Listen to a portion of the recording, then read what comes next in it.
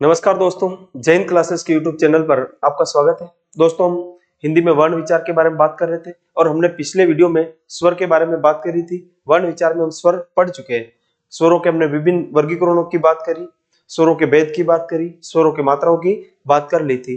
दोस्तों, आज हम इस वीडियो में बात करने वाले व्यंजन के बारे में। व्यंजन व्यंजन किसे कहते हैं? व्यंजन जिन वर्णों के उच्चारण में जिन वर्णों के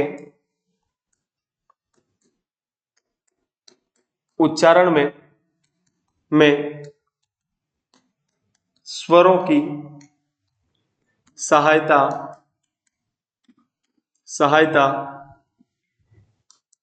की आवश्यकता होती है। किसे कहते हैं? जिन वर्णों के उच्चारण में स्वरों की सहायता की आवश्यकता होती है वो क्या कहलाते हैं? आपके व्यंजन कहलाते हैं। और क्या बात कर सकते हैं हम उनके बारे में कि जिन वर्णों के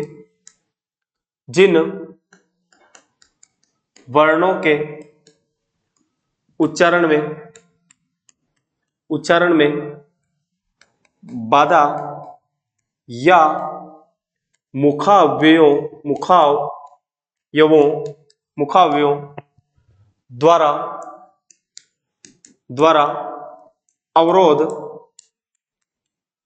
अवरोध पैदा किया जाता है। जिन वर्णों के उच्चारण में बाधा या मुखावयों द्वारा अवरोध पैदा किया जाता है वो क्या कहलाते हैं? आपके व्यंजन कहलाते हैं। और व्यंजन की अगर हम ये भी परिभाषा नहीं लिखना चाहे और क्या परिभाषा हो सकती है? तो और परिभाषा हो सकती है जिन वर्णों का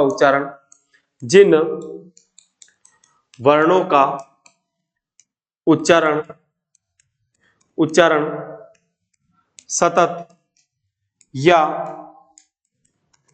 लगातार नहीं किया जा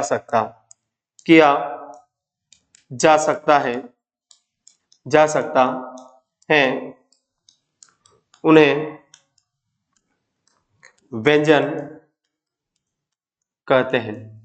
तो दोस्तों, ये हम व्यंजन के बारे में थोड़ी सी हमने तुलना पिछली क्लास में भी कर ली थी इनकी कि स्वर किसे कहते हैं, व्यंजन किसे कहते हैं। तो ये सामान्य सी आप कोई सी भी व्यंजन की विशेषता है उससे आप व्यंजन की क्या बना सकते हो? परिभाषा बना सकते हो कि जिन वर्ण, या फिर इन तीनों को मिला के आप इसकी परिभाषा बना दो कि जिन वर्णों के उच्चारण में स्वरों की सहायता, मुखावयों द्वारा बाधा तथा लगातार उच्चारण नहीं किया जा सकता है उन्हें हम क्या कहते हैं? व्यंजन कहते हैं। और मूल व्यंजनों की संख्या 33 है। मूल व्यंजनों की संख्या कितनी है? मूल व्यंजनों की संख्या कितनी है? 33 मूल व्यंजन है। कौन कौन से मूल व्यंजन? देखो, अपने मूल व्यंजन है आपके, एक तो क से लेकर म तक क्या कहलाते हैं? स्पर्श व्यंजन। तो वर्णमाला में क से लेकर म तक, क से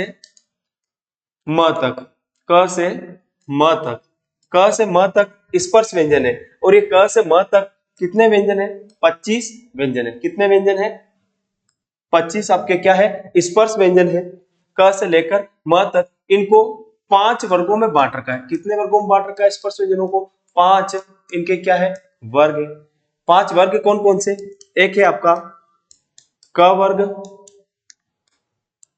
च वर्ग, ट वर्ग, त वर्ग और एक कौन सा है आपके? प वर्ग। प्रत्येक वर्ग में 5-5 वर्ण है। कौन कौन से? क, ख, ग, ग, ङ। फिर आपके च वर्ग में च, छ, ज, ज, ज। ट वर्ग में ट, ठ, ड, ड, ण।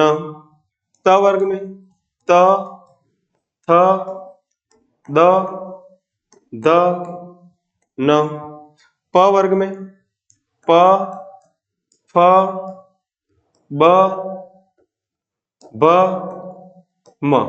ये अपने 25 ही क्या है, स्पर्श व्यंजन है। और स्पर्श व्यंजनों को क्या कर रखा है, 5 वर्गों में बांट रखा है। देखो दोस्तों, यहां से हमें और ये ध्यान देने वाली बात है कि इनको 5 वर्गों में बांट रखा है, इसीलिए स्पर्श व्यंजनों को क्या कहा जाता है, और तो वर्गीय व्यंजन भी कहा जाता है। वर्गीय व्यंजन, अगर आपसे कोई ये पूछे कि वर्गीय व्यंजनों की संख्या कितनी है, तो भी कितनी है, आपके 25 है। एक और बात दोस्तों आपको यहाँ से ध्यान रखना है कि आपको कोई पूछे कि क वर्ग में कौन से वर्ण है, तो क, ख, ग, घ, ङ, ये आप सबको पता है क वर्ग में। लेकिन फिर मैं आगे कहीं पे भी कहूं आपको कि वर्ग का पहला वर्ण, वर्ग का पहले का मतलब क्या होगा, प्रत्येक वर्ग का पहला। प्रत्येक वर्ग का पहला कौन सा हो गया, ये आपके क, च, ट, त, प, ये प्रत्येक वर्ग का पहला है। ख, छ, ठ, त, प, ये प्रत्येक वर्ग का दूसरा है, ये तीसरा है, ये चौथा है, और ये पांचवा है। ये प्रत्येक वर्ग का जो पांचवा है ना, इसे हम क्या कहते हैं, पंचमा अक्षर भी कहते हैं। क्या कहते हैं, पंचमा अक्षर। और प्रत्येक वर्ग के पंचमा अक्षर के लिए किसका प्रयोग किया जाता है, अनुस्वार का प्रयोग किया जाता है। अनुस्वार मतलब कि ऊपर क्या लगाई जाती है, बिंदी लगाई जाती है। तो प्रत्येक वर्ग के पंचमा अक्षर के लिए किसका प्रयोग किया जाता है दोस्तों, अनुस्वार का प्रयोग किया जाता है। तो ये अपने 25 तो आपके क्या हो गए, स्पर्श व्यंजन। उसके बाद अगर हम आगे बात करें तो आगे आपके 4 होते हैं अंतस्थ व्यंजन। कौन से व्यंजन होते हैं, अंतस्थ व्यंजन। अंतस्थ व्यंजनों की संख्या कितनी है, 4 है। अंतस्थ व्यंजनों की संख्या कितनी है, 4। कौन कौन से 4 अंतस्थ व्यंजन, आपके 4 अंतस्थ व्यंजन है, य, व, र और ल। ये 4 क्या है, अंतस्थ व्यंजन। अंतस्थ व्यंजन का मतलब ऐसे व्यंजन जिनके उच्चारण में स्वर से थोड़ा ज्यादा और अन्य व्यंजनों से थोड़ा कम समय लगता है, उन्हें क्या कहते हैं, हम अंतस्थ व्यंजन कहते हैं। अंतस्थ व्यंजनों की संख्या कितनी है, 4 है, य, व, र, ल। उसके बाद हम आगे बात करें तो अपने होते हैं ऊष्म व्यंजन। ऊष्म व्यंजन, ऊष्म व्यंजनों की संख्या भी कितनी है, अपने 4। ऊष्म व्यंजनों की संख्या भी कितनी है, 4। 4 ऊष्म व्यंजन कौन कौन से, श, तालव्य स, मूर्धन्य स, दंत्य स, और एक क्या होता है आपके ह। ये 4 अपने क्या है, ऊष्म व्यंजन है। अब दोस्तों हम आगे बात करने वाले हैं अपने किसके बारे में, व्यंजनों के वर्गीकरण के बारे में। तो देखो दोस्तों, अभी हमने बात करी कि अपने जो व्यंजन है उनका एक सामान्य वर्गीकरण है कि व्यंजनों को एक तो अपने स्पर्श व्यंजन, अंतस्थ व्यंजन और ऊष्म व्यंजन में बांट रखा है।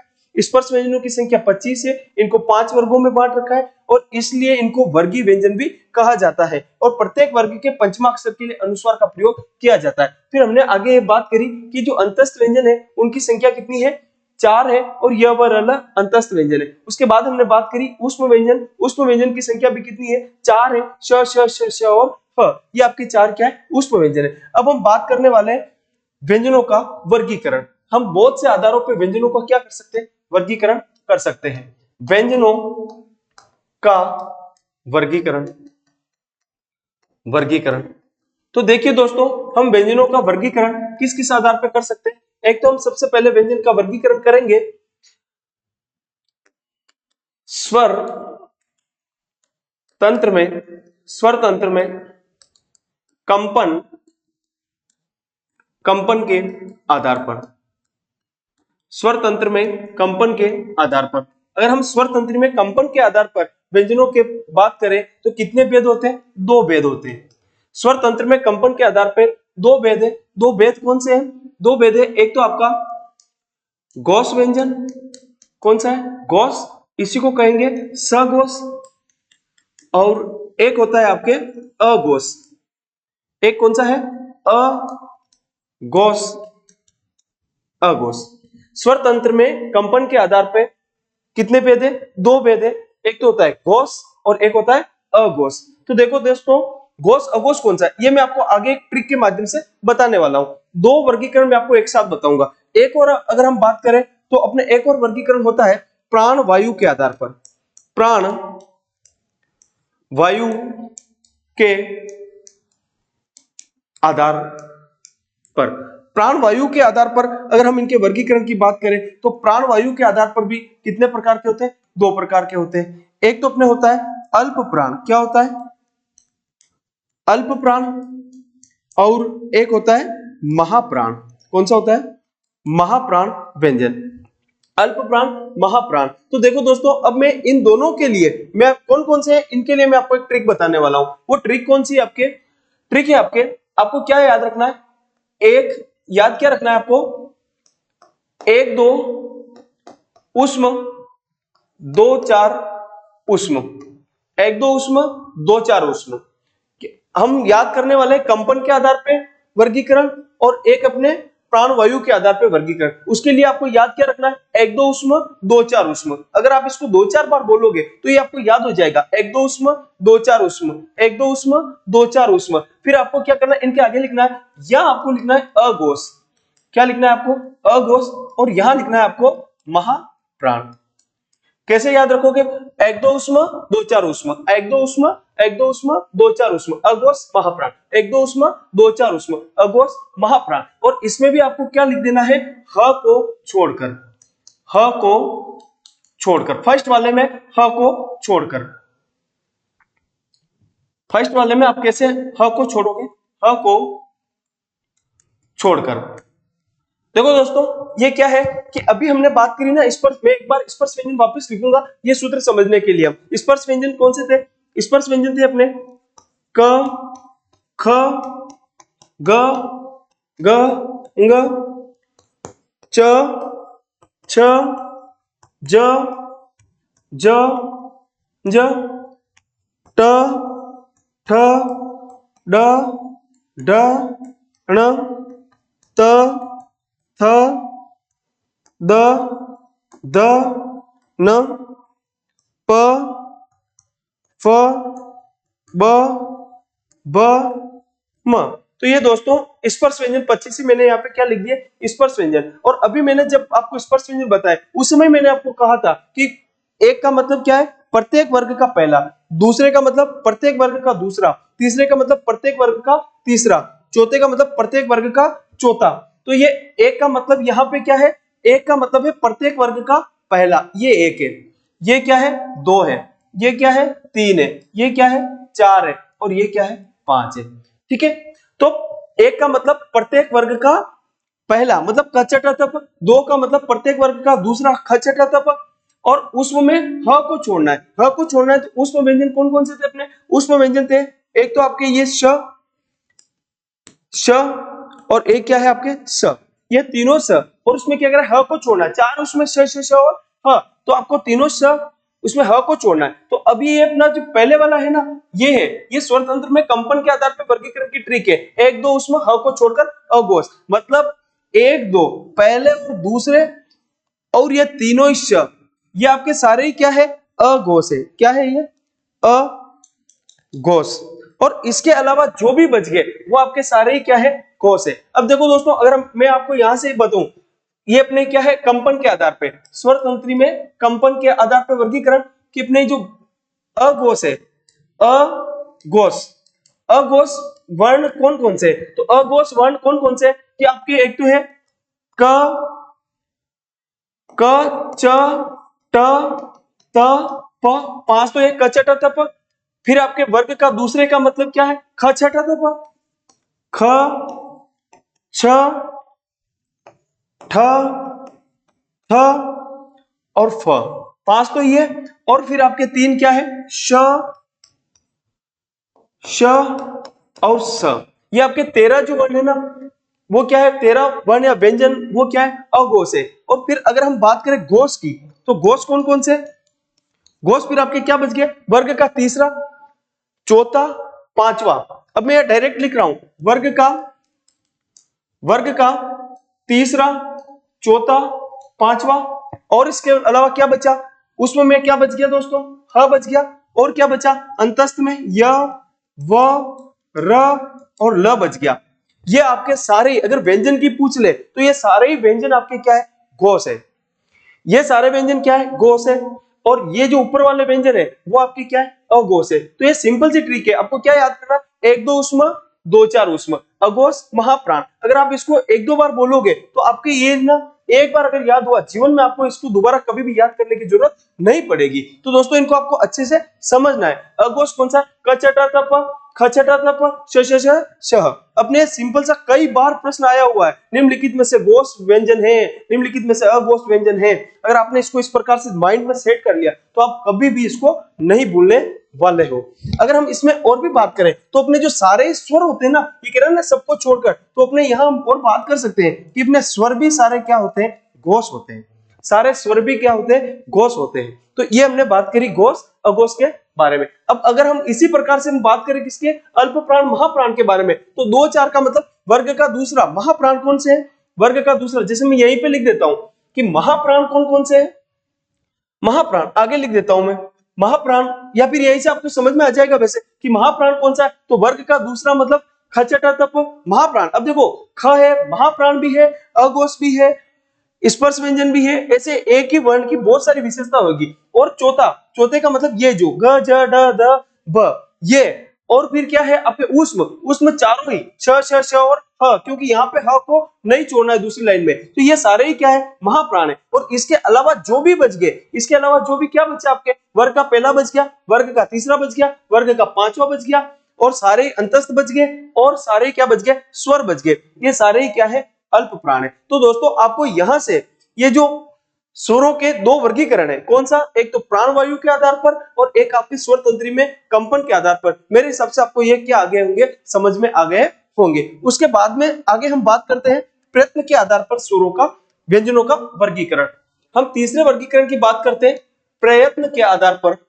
प्रयत्न, प्रयत्न के आधार पर, आधार पर, प्रयत्न के आधार पर स्वरों का वर्गीकरण। तो देखो हम इस वर्गीकरण के बारे में अगर बात करें तो अभी हमने एक तो बात करी कि स्पर्श व्यंजन, स्पर्श व्यंजन। तो अभी हमने बात कर ली कि स्पर्श व्यंजन क्या है, क से लेकर क से म तक जो भी व्यंजन है ना, 25 व्यंजन, ये स्पर्श व्यंजन है। और इन्हीं को क्या कहते हैं हम, वर्गीय व्यंजन भी कहते हैं। उसके बाद में अगर हम आगे और बात करें स्पर्श संघर्षी व्यंजन, स्पर्श संघर्षी, तो ये जो स्पर्श है उसके साथ साथ संघर्षी, मतलब हवा थोड़ी सी संघर्ष करके बाहर निकलती है, वो कौन सा है, तो वो है च वर्ग। कौन सा है, च वर्ग। तो दोस्तों च वर्ग में कौन कौन से है अपने वर्ण, च, छ, ज, ज और ज। ये 5 जो अपने वर्ण है ना, यह व्यंजन है, वो 5 क्या है, स्पर्श संघर्षी व्यंजन है। कौन से व्यंजन है, स्पर्श संघर्षी व्यंजन है। तो ये स्पर्श तो है ही है, स्पर्श के साथ साथ क्या है, संघर्षी है। तो फिर दोस्तों अगली बात हम करें कि अपने संघर्षी व्यंजन कौन कौन से है, तो संघर्षी व्यंजन है ना, संघर्षी जो अपने ऊष्म व्यंजन थे ना, कौन कौन से, श, श, स और ह, ये जो 4 ऊष्म व्यंजन है, ये ऊष्म व्यंजन ही क्या है, संघर्षी व्यंजन है। इनको ऊष्म भी कहते हैं और संघर्षी भी कहते हैं। तो ऊष्म व्यंजन ही अपने क्या है, संघर्षी व्यंजन है। उसके बाद में और अपने अगर बात करें तो अपने एक और उसमें आता है कि अर्ध स्वर। कौन से वर्णों को अर्ध स्वर कहा जाता है, अर्ध स्वर। तो स्वरों की संख्या तो 11 है, लेकिन यहाँ पे अर्ध स्वर, तो अपने जो अंतस्थ व्यंजन थे ना, उन्हीं में से 2, य और व, य और व वर्ण को क्या कहा जाता है, अर्ध स्वर कहा जाता है। तो दोस्तों ये चीज आपको याद रखनी, अर्ध स्वर का मतलब है कि स्वरों और इनमें बिल्कुल बारीक सा थोड़ा सा अंतर होता है, स्वरों से बिल्कुल थोड़ी सी ज्यादा प्राणवायु इसमें बाहर निकलती है, इसलिए य और व को क्या माना गया है, अर्ध स्वर माना गया है। उसके बाद अगर हम और बात करें तो अपने पार्श्विक व्यंजन किसे कहा जाता है, पार्श्विक। पार्श्विक का देखो इसमें पार्श्व प्लस इक, इक प्रत्यय लगा है, पार्श्व मूल शब्द है। पार्श्व का मतलब होता है बगल।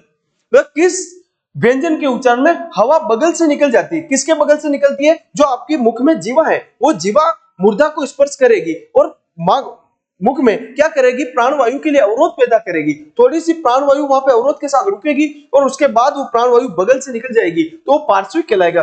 देखो आप ल को बोल के देखो, ल, अगर आप इसको बोलोगे ना तो आपके जो जीवा है वो मुर्दा को स्पर्श करके हवा में अवरोध पैदा करेगी और उसके बाद ल का उच्चारण तब होगा जब बगल से हवा निकल जाएगी। तो ल को क्या कहा जाता है, पार्श्विक व्यंजन भी कहा जाता है।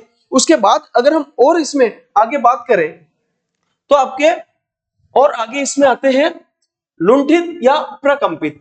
क्या आएगा आपके इसमें आगे, छठा, लुंठित या प्रकंपित।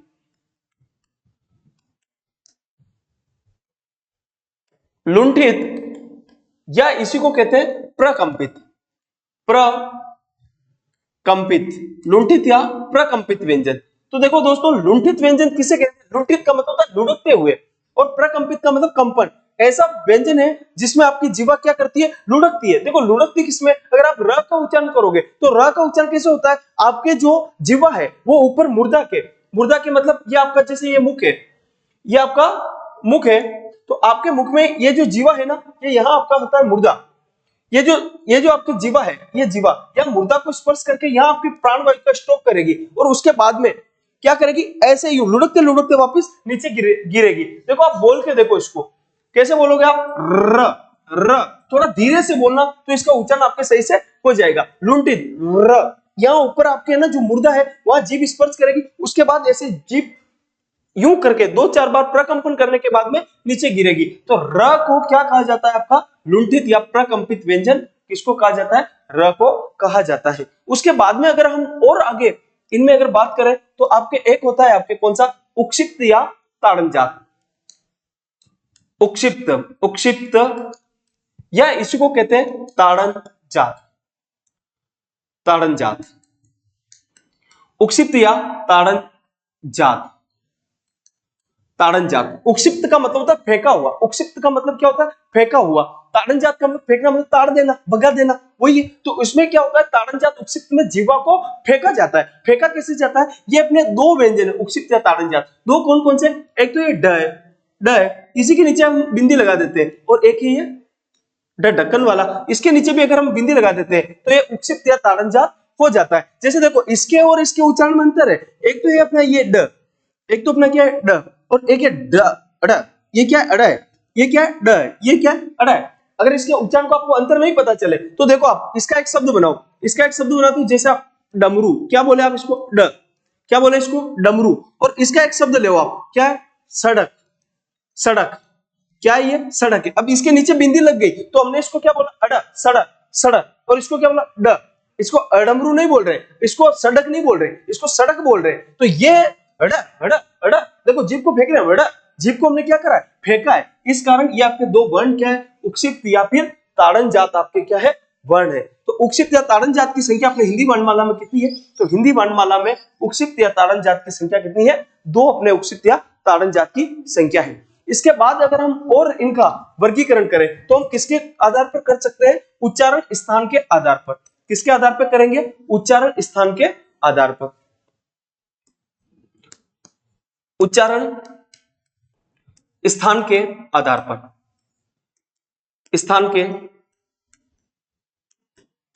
आधार, उच्चारण स्थान के आधार पर क्या करेंगे? हम व्यंजनों का वर्गीकरण करेंगे। उच्चारण स्थान कौन से होते हैं? जो अपना मुख है ना, मुख में प्रत्येक वर्ग का क्या होता है? अलग से उच्चारण स्थान होता है। देखो हिंदी को विश्व की एकमात्र क्या कहा जाता है? वैज्ञानिक भाषा कहा जाता है। तो इसको वैज्ञानिक भाषा क्यों कहा जाता है? क्योंकि प्रत्येक वर्ण के लिए हमारे मुख में क्या है? अलग से उच्चारण स्थान है। ये मुंह बनाया मैंने, आप समझना सिर्फ। देखो आपने देखा होगा कि यहाँ अपने क्या होता है? कंठ होता है। क्या होता है? कंठ होता है। ये यहाँ फेफड़े है, और फेफड़े से अपने क्या निकलती है? प्राणवायु बाहर निकलती है। यहां से आपके क्या आएगी? प्राणवायु बाहर आएगी। ये कंठ है। अब यहां से प्राणवायु बाहर आएगी तो किसी किसी वर्ण में आप देखना, ये कंठ है ना, ये बिल्कुल ये कंठ यहाँ लग के आपके क्या कर देगा? अवरोध पैदा कर देगा। जैसे आप अगर क वर्ग बोलोगे, क वर्ग में क, यहाँ कंठ बिल्कुल लग के आपके फेफड़े के अंदर ही प्राणवायु को रोकेगा, फिर एक झटके से बाहर निकालेगा। तो क वर्ग का जो उच्चारण होता है कंठ, या फिर होता है कोमल तालव्य। कंठ से थोड़ा सा ऊपर बहुत सारे विद्वान इसका उच्चारण स्थान कहां से मानते हैं? कोमल तालव्य से मानते हैं। उसके बाद में अगर हम च वर्ग का उच्चारण करें, किसका उच्चारण करें? च वर्ग का।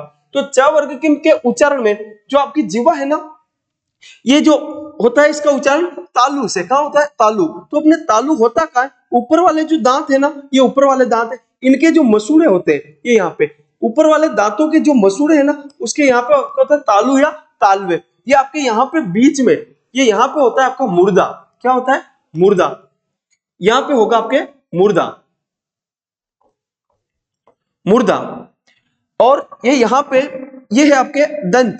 यहाँ पे क्या है? दंत। और ये उससे आगे, दंत से आगे ये यहाँ पे, दंत से आगे ये यहाँ पे आपका क्या है? ओष्ठ।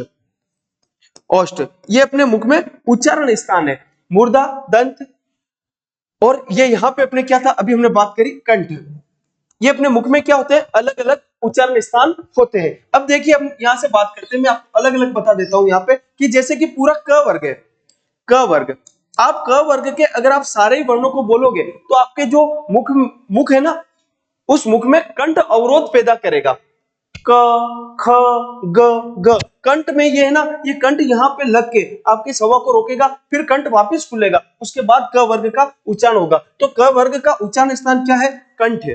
क्या है उच्चारण स्थान, कंठ है। इसी प्रकार अगर हम बात करें च वर्ग, तो अपने जो च वर्ग है ना, च वर्ग में देखना ये आपकी जो है ना जिह्वा होती है, ये जो आपकी जिह्वा है, वो जिह्वा क्या करेगी, ऊपर वाले दांतों के मसूड़ों को स्पर्श करेगी, ऊपर वाले दांतों को मसूड़ों को स्पर्श करके हवा को रोकेगी। च, अब च बोल के देखो, आपके जो ऊपर वाले दांतों के मसूड़े है ना, उसको जीवा स्पर्श करेगी और फिर जीवा झटके से वापस दूर जाएगी, तब आपके क्या अवरोध जब हटेगा, उसके बाद में च वर्ग का उच्चारण होगा। च, छ, ज, सारे पूरे च वर्ग में आपके कहां स्पर्श करेगी, तालु से स्पर्श करेगी, इसलिए इनको तालव्य व्यंजन कहा जाता है। क्या कहा जाता है, च वर्ग को तालव्य व्यंजन कहा जाता है। इसके साथ में च वर्ग के अलावा और भी व्यंजन आते हैं, मैं आपको आगे बताने वाला हूं, अभी आप सिंपल से इसे समझ जाओ। उसके बाद में अगर हम बात करें ट वर्ग, तो देखो अपना ट वर्ग का उच्चारण है ना, इसमें आपकी मुर्दा की क्या होगी, जो ये आपकी जीवा है ना, ये आपकी जीवा, ये जीवा क्या करेगी, यहां जो अपनी है, पूरा मोही बिगड़ गया है, तो जो अपनी जीवा है ना, ये जीवा यहां पे मुर्दा के यहां पे जाके अवरोध पैदा कर देगी, मतलब बीच में जाके बीच में मुर्दा है ना, उसके यहां पे जाके इसे अवरोध पैदा करेगी, और जब ये अवरोध एकदम से हटेगा, उसके बाद ट का उच्चारण होगा। आप ये मुख में बोल के देख सकते हो, हिंदी विश्व की एकमात्र वैज्ञानिक भाषा है, और ये इसी कारण से वैज्ञानिक भाषा है क्योंकि इसमें प्रत्येक वर्ण का एक कोई ना कोई साइंटिफिक रीजन है, कोई कोई वैज्ञानिक कारण है, और उसको उसी मुख के निश्चित स्थान से ही बोला जाता है। अब ट वर्ग का उच्चारण तभी होगा जब मुख में आपकी जीवा मुर्दा को स्पर्श करेगी और उसके बाद में अवरोध हटाएगी। तो आप बोल के देख लो, ट, ठ, ड, ढ, न, पूरे में यहाँ जो आपके बीच में जो भाग है ना ऊपर वाला, वहां पे आपकी जीवा स्पर्श करेगी, इसीलिए इनको क्या कहा जाता है, मूर्धन्य व्यंजन।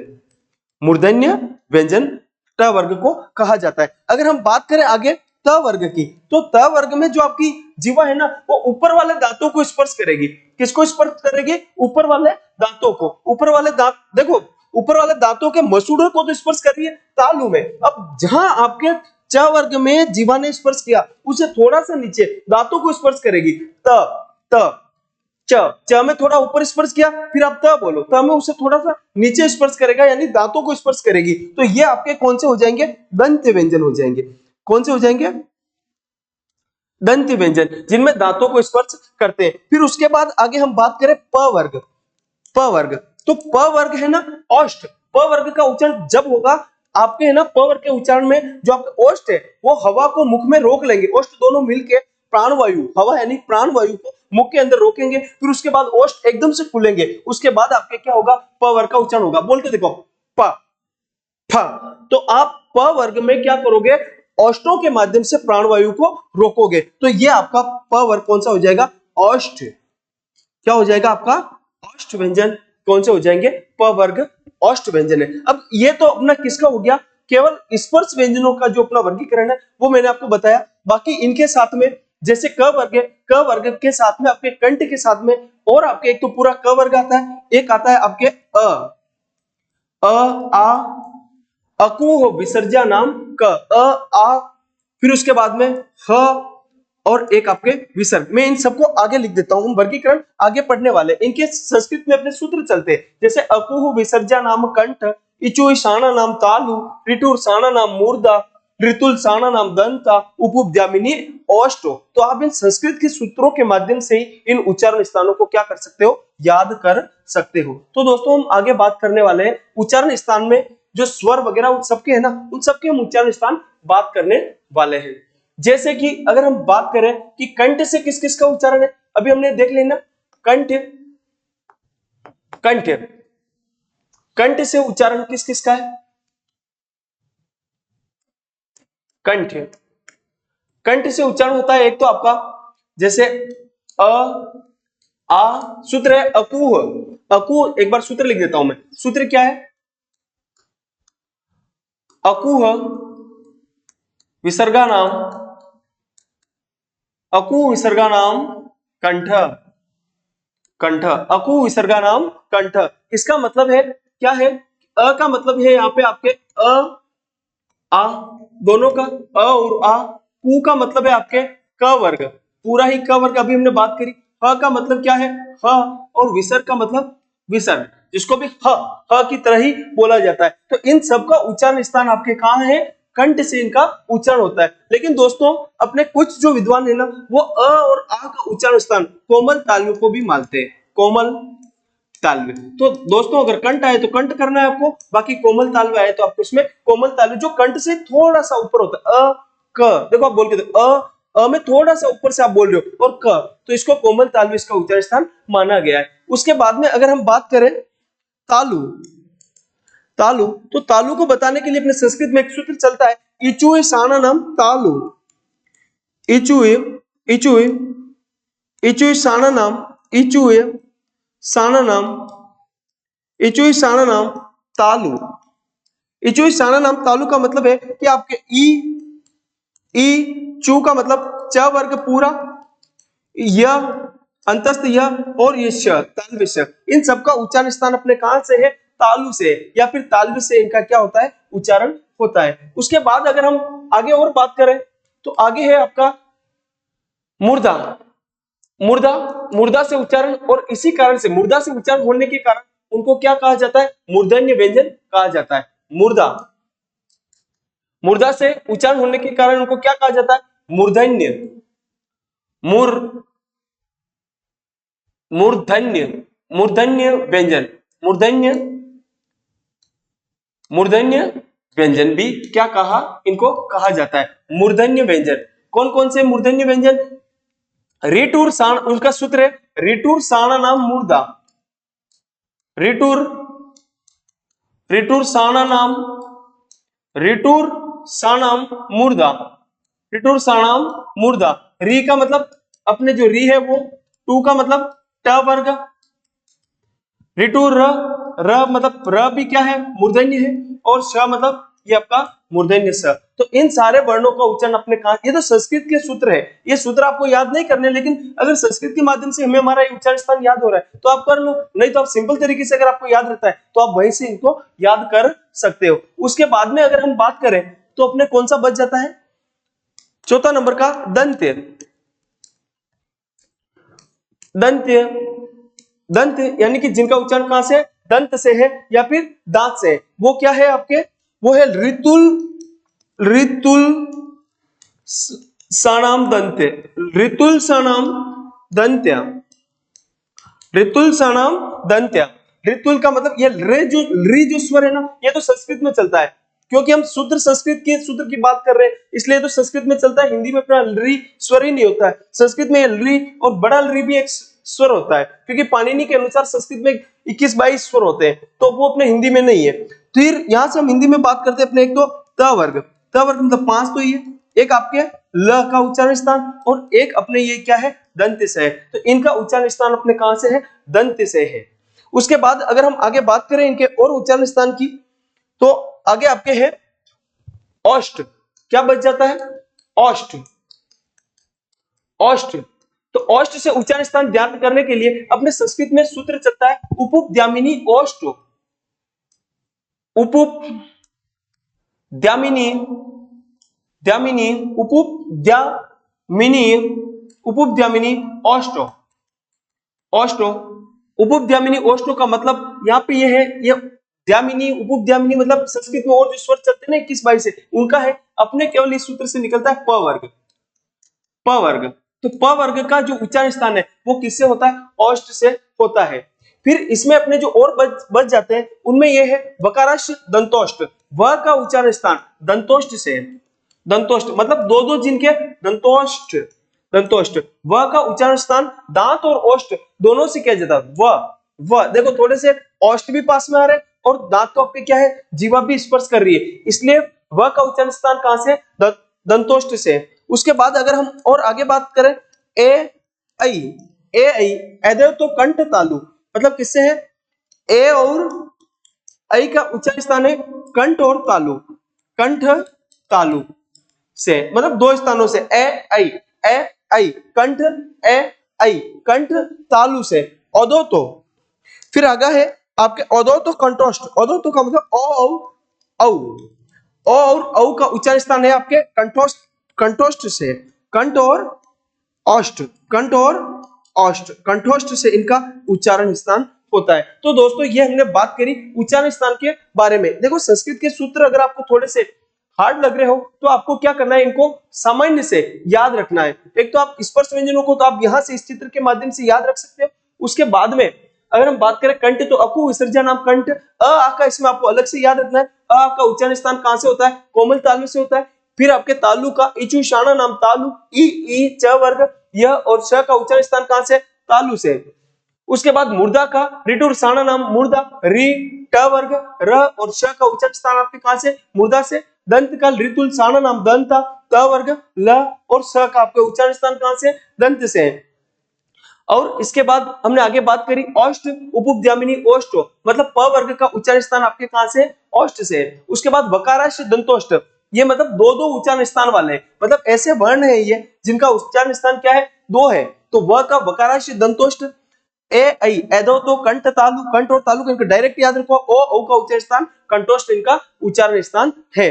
और फिर दोस्तों अगर हम बात करें और इनमें आगे, देखो अभी हमने क्या क्या बात करी दोस्तों, तो अभी हमने आज बात करना स्टार्ट करी थी कहां से, व्यंजन से।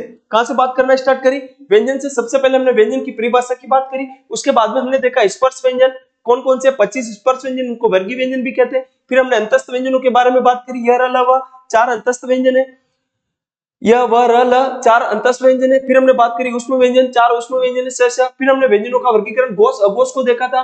फिर हमने प्राण स्वर तंत्र के आधार पर घोष अघोष देखा, प्राण वायु के आधार पर अल्प प्राण महाप्राण को देखा, और दोनों को हमने फिर एक ही ट्रिक के माध्यम से देखा, 1 2 उष्म 2 4 उष्म। तो इसको आपको रटना है, 1 2 उष्म 2 4 उष्म, 1 2 उष्म 2 4 उष्म, अघोष महाप्राण। फिर हमने प्रयत्न के आधार पर स्पर्श व्यंजन, संघर्षी व्यंजन, अर्ध स्वर, पार्श्विक, लुंठित, उक्षिप्त ताड़नजात, उच्चारण स्थान के आधार पर हमने कंठ्य, तालव्य, दंत, ओष्ठ, दंतोष्ठ, ये सारे ही हमने बात करी थी।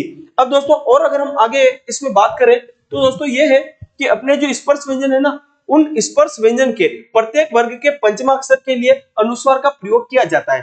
तो अनुस्वार होता है, अनुस्वार, अनुस्वार, अनुस्वार किसे कहते हैं, जो हम ऊपर क्या लगाते हैं, बिंदी लगाते हैं। और ये बिंदी किसकी लगती है, तो प्रत्येक वर्ग के पंचमाक्षर की, प्रत्येक वर्ग के पंचमाक्षर की, वर्ग के पंचमाक्षर, पंचमाक्षर की क्या लगाई जाती है, अनुस्वार लगाया जाता है। प्रत्येक वर्ग के पंचमाक्षर का क्या लगाया जाता है, अनुस्वार लगाया जाता है।